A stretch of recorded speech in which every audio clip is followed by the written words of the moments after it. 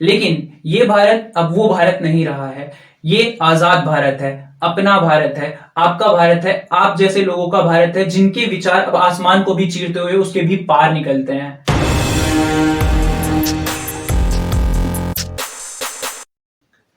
पिछली वीडियो में हमने इस चैप्टर का आखिरी टॉपिक भी समाप्त कर लिया था, जो था कि सेंस ऑफ कलेक्टिव बिलोंगिंगनेस, यानी कि इतने सारे आंदोलन में लोग कूद कैसे पड़ते थे, यानी कि कैसे पार्टिसिपेट करते थे, वो क्या चीज थी जो उनको मोटिवेट करती थी उसमें पार्टिसिपेशन देने के लिए। इस वीडियो में हम जानेंगे इस पूरे चैप्टर का टाइमलाइन, यानी कि हम जितने भी इवेंट्स हुए हैं उसको क्रम से लगाने की कोशिश करेंगे और जानेंगे कि कौन कौन से इंपॉर्टेंट डेट्स थे और कौन कौन से इंपॉर्टेंट इवेंट्स हुए थे।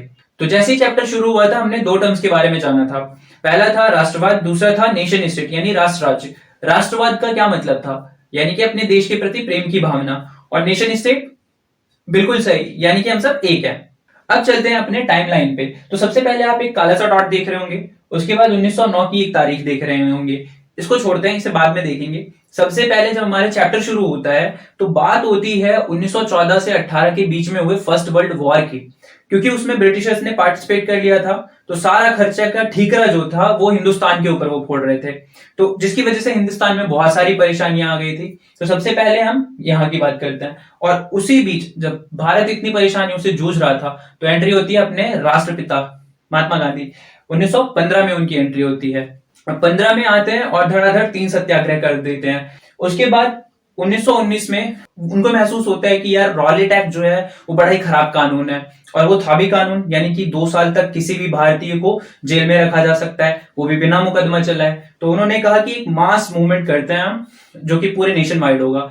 उन्होंने शुरू कर दिया मूवमेंट, लेकिन 10 अप्रैल 1919 को एक शांतिपूर्वक जाते हुए जुलूस पर गोली चलवा दी गई थी। फिर जिसके बाद मार्शल लॉ इंपोज कर दिया गया था और कमान दे दी गई थी जनरल डायर को, और उसी इंसान की वजह से 13 अप्रैल 1919 को बहुत ही इनफेमस जलियांवाला बाग हत्याकांड हुआ था। फिर हमने देखा कि इसी हिंसा की वजह से गांधी जी वो सत्याग्रह मूवमेंट वापस ले लेते हैं, और उन्हें महसूस होता है कि यार कोई ऐसा आंदोलन करना पड़ेगा जिसमें पूरा देश एक साथ पार्टिसिपेट करे और हिंसा ना हो। और उसी बीच क्या होता है कि खलीफा के पद पर संकट बन जाता है, क्योंकि ऑटोमन तुर्की जो है वो ब्रिटिशर से हार जाता है। तो उस वक्त क्या होता है, गांधी जी सोचते हैं किसके बारे में, असहयोग आंदोलन के बारे में।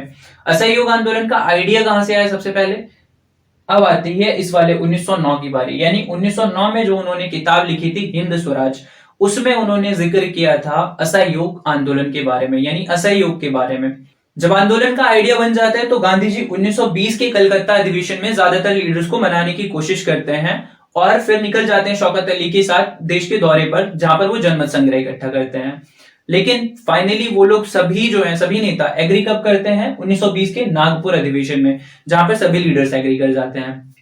अब होता क्या है, उसके बाद वो खिलाफत मूवमेंट के साथ जोड़कर इस असहयोग आंदोलन को लॉन्च कर देते हैं 1921 में, जिसे सभी लोग अलग अलग तरह से लेते हैं। जिसमें हमने देखा था कि अवध में इस आंदोलन को लीड किया था बाबा रामचंद्र जी ने। अब यहां पर ध्यान से सुनिएगा, बाबा रामचंद्र जी जब लोगों को यूनाइट कर रहे थे, वो काम उन्होंने शुरू कर दिया था 1919 के पहले, 1918-15 इन सब के आसपास। फिर नेहरू जी वहां पर विजिट करते हैं उसके बाद, और वहां पर किसान सभा का गठन कर देते हैं। और 1921 आते आते, यानी कि जब असहयोग आंदोलन शुरू हुआ, उस टाइम तक बाबा रामचंद्र जी द्वारा लीड किया जा रहा आंदोलन हिंसक हो चुका था। याद होगा ना कि जो किसान थे वो तालुकदारों और जमींदारों के भूमि पर हमला करने लग गए थे, उनके ऊपर हमला करने लग गए थे, ऐसे रुको ना, कहा गोदाम की चाबी, इस तरह से उनके ऊपर हमला करने लग गए थे। फिर हमने देखा था उसी में अल्लूरी सीताराम राजू जी के बारे में, और इसकी कहानी भी पहले से ही शुरू होती है, यानी कि जंगलों में निषेध कर दिया जाता है आदिवासियों का जाना। तो वहां पर एग्जिस्टेंस में आते हैं कौन, अल्लूरी सीताराम राजू जी, जो बोलते हैं खगोलीय अनुमान लगाना है भाई से बात करो, मतलब अल्लूरी सीताराम राजू जी से बात करो, और तो और किसी का स्वास्थ्य बीमारी दूर करना है उसके लिए भी अल्लूरी जी जिंदाबाद। वो गुरिल्ला वॉर करते थे, और 1924 में उन बेचारे को क्या हुई थी, फांसी दे दी गई थी। तो यहां पर हमने देखा नॉन कॉपरेशन मूवमेंट के इवेंट का सीक्वेंस। अब हम जानेंगे कि वो कौन कौन सी स्थितियां थी जिनकी वजह से सविनय अवज्ञा आंदोलन बना था, और उनके इवेंट्स को सीक्वेंस वाइज करने की कोशिश करेंगे। तो सबसे पहली बात तो थी गांधी जी की खुद की विचारधारा। वो कहते थे कि हिंसा हो जाता है, इसलिए हम इस बार प्रशिक्षित करेंगे पहले अपने सत्याग्रहियों को, तब आंदोलन करेंगे। और ध्यान करिए कि दूसरा पॉइंट मैंने बताया था कि कांग्रेस के खुद के अंदर कॉन्फ्लिक्ट आ गया था। वो कॉन्फ्लिक्ट आया था 1923 में, जिसे मैंने डॉट से दिखाया है, यहाँ पर देखिए 1923 स्वराज पार्टी का गठन कर देते हैं CR दास और मोतीलाल नेहरू। कहां पर? पार्टी के अंदर ही। तो पहला रीजन तो ये था। और फिर हमने देखा था इकोनॉमिक डिप्रेशन की वजह से प्राइसेस में 1926 से 30 के बीच में बहुत ज्यादा फॉल हुआ, जिसकी वजह से फार्मर्स अपने रेवेन्यू को नहीं चुका पाए, और ये था आपका तीसरा रीजन इस सिविल डिसोबीडियंस मूवमेंट के बनने का। इसके बाद हमने देखा था ब्रिटेन में जो टोरी गवर्नमेंट बनी थी उसने दिखावे दिखावे में क्या किया, साइमन कमीशन का गठन कर दिया, जो कि भारत में आता और देखता कि यहाँ क्या परेशानियां हैं, जिसका भारत में बहुत ज्यादा विरोध हुआ। साइमन गो बैक के नारे लगे। अब साइमन कमीशन भारत आया कब? ये मेन हो जाता है 1928 में, ध्यान रखिएगा। उसके बाद जो अगला इवेंट था वो क्या था? इरविन ने डोमिनियन स्टेटस का वादा किया। ध्यान करिए कि जब साइमन कमीशन के लिए विरोध हो रहा था तो उसमें लाला लाजपत राय जी की मृत्यु हो जाती है चोटों की वजह से, जो कि ब्रिटिशर्स के द्वारा उन्हें दी जाती है, उसकी वजह से उनकी मृत्यु हो जाती है। उसके बाद इरविन क्या कहता है कि आप लोग डोमिनियन स्टेटस ले लो, जो कि झूठा मोटा सा वादा था, क्योंकि साफ साफ उसने इसमें कोई भी टाइम मेंशन ही नहीं किया था। तो वो डोमिनियन स्टेटस का वादा उसने कब किया था? 1929 में। उसके बाद की जो घटना होती है वो क्या थी? 1929 में डोमिनियन स्टेटस पे ओल्ड लीडर्स एग्री कर जाते हैं, लेकिन यंग लीडर्स एग्री नहीं करते हैं, और 1929 के लाहौर अधिवेशन में नेहरू जी और सुभाष चंद्र बोस पूर्ण स्वराज की मांग को पारित करवा लेते हैं। लेकिन इतने पे ही नहीं रुकते, 26 जनवरी 1930 को इंडिपेंडेंस डे भी मना लेते हैं। अब इसके बाद जब लोगों की आंखों में ये पूर्ण स्वराज का सपना आ जाता है तो गांधी जी लेटर लिख देते हैं इरविन को। लेटर कब लिखते हैं? ध्यान से देखिए, 31 जनवरी 1930 को लेटर लिखते हैं इरविन को, जिसमें आपको याद होगा कि 11 मांगों का उल्लेख उन्होंने किया था, जिसमें सॉल्ट टैक्स सबसे मेन था। अब इरविन ने नहीं मानी बात, तो गांधी जी ने क्या शुरू किया था? कौन सा मार्च शुरू किया था? यस, बिल्कुल सही, दांडी मार्च उन्होंने शुरू किया था, जो कि उन्होंने शुरू किया था 6 अप्रैल 1930 को, और यहीं से न्यू पड़ जाती है सिविल डिसोबीडियंस मूवमेंट। फिर सिविल डिसोबीडियंस मूवमेंट आगे बढ़ने लगता है, लोग शराब की दुकानों की पिकेटिंग कर देते हैं, बाहरी वस्तुओं का बहिष्कार कर देते हैं, ये सब कुछ होता है। ब्रिटिशर्स फिर से दमनकारी रवैया अपनाते हैं, खान अब्दुल गफ्फार खान को गिरफ्तार कर लेते हैं, जिनको कि फ्रंटियर गांधी कहा जाता है। अब वहां पर लोग का गुस्सा बहुत ज्यादा बढ़ जाता है, फिर लोग और ज्यादा हिंसक हो जाते हैं, जिसको दमन करने के लिए गवर्नमेंट क्या करती है? गांधी जी को भी गिरफ्तार कर लेती है। कब? 1930 में गांधी जी को भी गिरफ्तार कर लेती है ब्रिटिश गवर्नमेंट। और जब गांधी जी जेल में चले जाते हैं तो इरविन के साथ एक समझौता करते हैं। वो समझौता वो करते हैं 5 मार्च 1931 को, जिसको कि गांधी इरविन पैक्ट के नाम से जाना जाता है। गांधी इरविन पैक्ट के बाद क्या डिसाइड करते हैं वो, कि आप हमारे नेताओं को छोड़ दीजिए और मैं सेकेंड राउंड टेबल कॉन्फ्रेंस में चला जाऊंगा। जब Gandhi ji second round table conference में जाते हैं, एक चीज यहां पर और ध्यान देना है कि सेकेंड राउंड टेबल कॉन्फ्रेंस कब होता है? दिसंबर 1931 में। तो Gandhi ji second round table conference में जाते हैं।